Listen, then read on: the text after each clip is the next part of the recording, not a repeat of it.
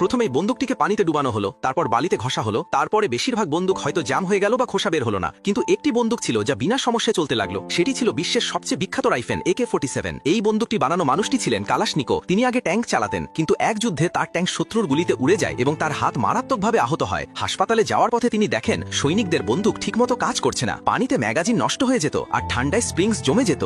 এমন বন্দুক প্রাণ কাটতে পারত। তখনই তার মাথায় নিজের বন্দুক বানানোর চিন্তা আসে। সেরে ওঠার পর তিনি নিজের পুরনো মেশিন ওয়ার্কশপে পৌঁছালেন এবং বললেন যে তিনি নতুন বন্দুক বানাতে চান। মেশিনের ভালো ধারণা থাকায় তাকে একটি ছোট ঘর দেওয়া হলো। মাত্র 3 দিনেই তিনি প্রথম AK-47 ডিজাইন করে ফেললেন। হাত তখনও পুরোপুরি ঠিক হয়নি, তাই তিনি কয়েকজন শ্রমিকের সাহায্য নিলেন। সবাই মিলে পরিশ্রম করে প্রথম AK-47 বানিয়ে ফেললেন। এবার পরীক্ষার সময় হলো। এক শ্রমিক বন্দুকটি তুলে নিয়ে ড্রামে চালালো। গুলি সোজা আর পারের মধ্যে দিয়ে বেরিয়ে গেল। তারপর সে বারবার চালালো এবং প্রতিবারই লক্ষ্যভেদ হলো। বন্দুকের শক্তি প্রমাণিত হলো। এরপর কালাশনিকভ সেনার দপ্তরে গেলেন যাতে বন্দুকটি অনুমোদন পায়, কিন্তু গার্ডরা তাকে বন্দুক সহ দেখে তাকে সন্ত্রাসী ভেবে ধরে ফেলল। পরে এক অফিসার নিজে বন্দুক চালালেন আর অবাক হয়ে গেলেন। এটি বাকিদের চেয়ে ভালো ছিল, কিন্তু নিয়ম ছিল বন্দুকটি তখনই পাশ হবে যখন তা বার্ষিক শুটিং প্রতিযোগিতা জিতবে। অফিসার এক জেনারেলকে ডাকলেন। জেনারেলও বন্দুক চালালেন আর খুব মুগ্ধ হলেন। তিনি বললেন কালাশনিকভকে সেনার পক্ষ থেকে প্রতিযোগিতায় অংশ নিতে হবে। এজন্য তাকে মস্কোর আর্মস ইনস্টিটিউটে পাঠানো হলো, যেখানে তাকে আলাদা ঘর দেওয়া হলো। কিন্তু প্রথম টেস্টেই তার বন্দুক ফেল করলো আর বাতিল হয়ে গেল। তিনি খুব হতাশ হয়ে বাড়ি ফিরতে লাগলেন। তখনই পথে এক অফিসার তাকে থামিয়ে আবার মেশিন গান বানানোর সুযোগ দিলেন। কালাশনিকভ বিষয়টি গুরুত্ব দিয়ে নিলেন এবং পরিশ্রম করে নতুন একটি বন্দুক বানালেন। তার টেস্টও সফল হলো, কিন্তু তবুও তা নির্বাচিত হলো না। তিনি ভেঙে পড়লেন। ঠিক তখনই খবর এলো যে জার্মানি আত্মসমর্পণ করেছে।